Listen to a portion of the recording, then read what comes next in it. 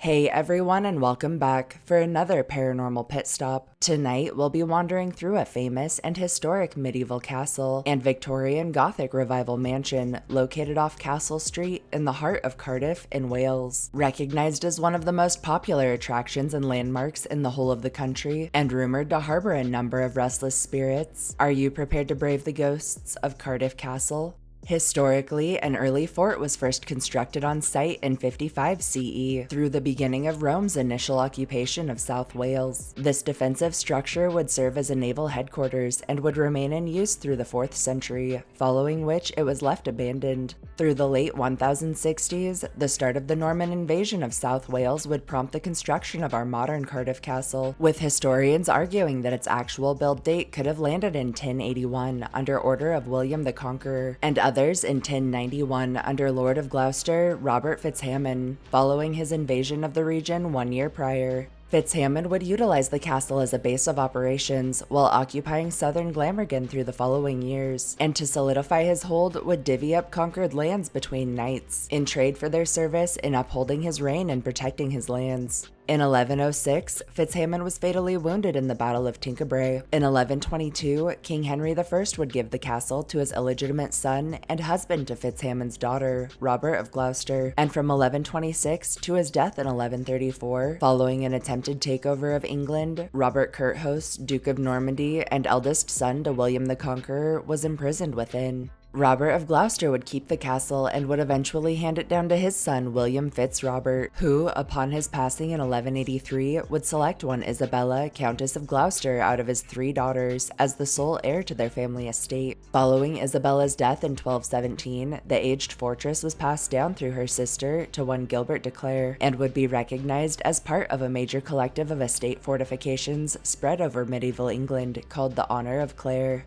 Over the years, Cardiff Castle would act as the de Clare family's foothold in South Wales, and though they preferred to stay at their estates in Clare and Tunbridge, through the late 13th century, Richard de Clare, son to Gilbert and 6th Earl of Gloucester, would oversee a series of refurbs and renovations to the property, and would construct the Black Tower at the southern gate, which can be viewed to this day. Sadly, Gilbert de Clare, grandson to Richard and last male de Clare heir, would perish in the Battle of Bannockburn in 1314, and the castle would be acquired by Hugh Despenser the Younger. Unfortunately, harsh governance and poor harvests under rule of the Despenser family would fuel a Welsh rebellion in 1316, headed by Llewellyn Bryn. This rebellion was quickly quelled, however, and in 1318, Bryn was hanged, drawn, and quartered on Hugh's orders, right on castle grounds. Bryn's execution would receive heavy scrutiny from both the Welsh and English populaces, resulting in 1321 in Hugh arresting Sir William Flemming as a scapegoat and holding him in the Black Tower before executing him on castle grounds. These actions would result in massive conflict, and while the castle was overrun later the same year, the Despenser family would eventually regain their hold over the property and would retain it until 1404, after which it would be subjected to a number of owners and scuffles over the years.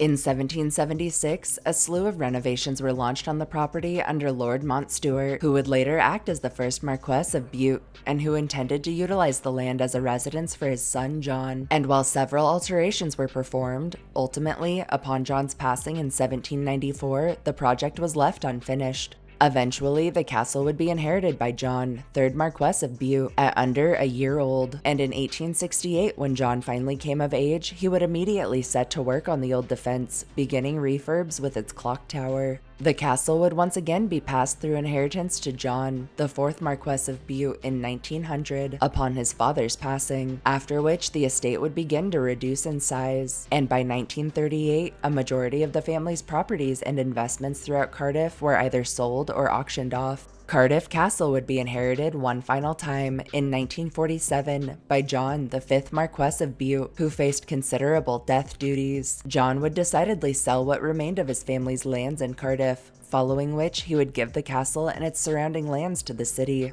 In the present, Cardiff Castle is operated as one of the most popular tourist attractions around. It plays host to a range of social and cultural events annually, and offers both standard educational and paranormal touring options, and rightfully so. And local legend has the whole of the site pinned as one of the most haunted places in the country, if not in the world, with both staff and visitors reporting disembodied footsteps, crying, laughter, and voices, visions of battle revealing the area's violent past, and ancient melodies heard emanating from thin air. Those frequenting the old nursery room have described phantom giggles and whispers, the sensation of being brushed up against by something unseen, encounters with an eerie gray mist that moves with seeming sentience, instances of an old doll moving on its own, and claims of the rocking horse rocking by itself, and a handful of accounts tell of a disturbing, faceless woman who's been spied roaming about. Reported across the whole of castle grounds are orbs and photographs, objects sighted moving on their own, shadowy figures that stalk the living, and encounters with a range of apparitions in attire spanning the centuries, many who appear as if they're unaware they are dead, and whom continue about tasks from lives long lost.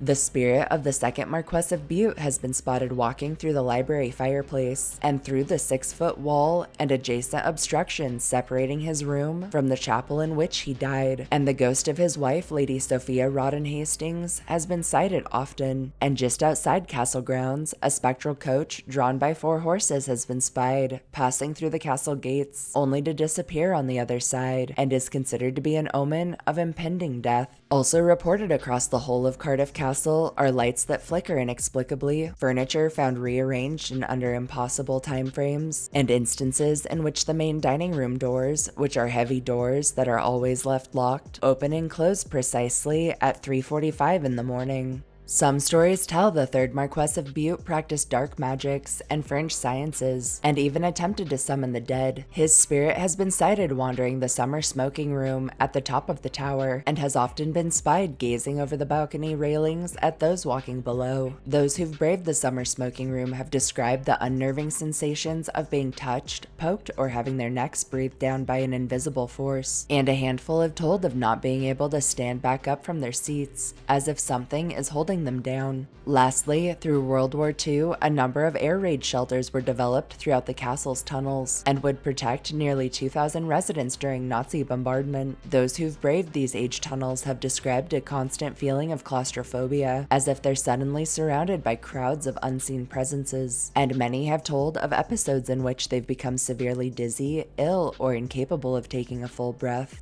Thanks for joining us on this paranormal pit stop. Don't forget to like, share, and subscribe. We'll see you next time.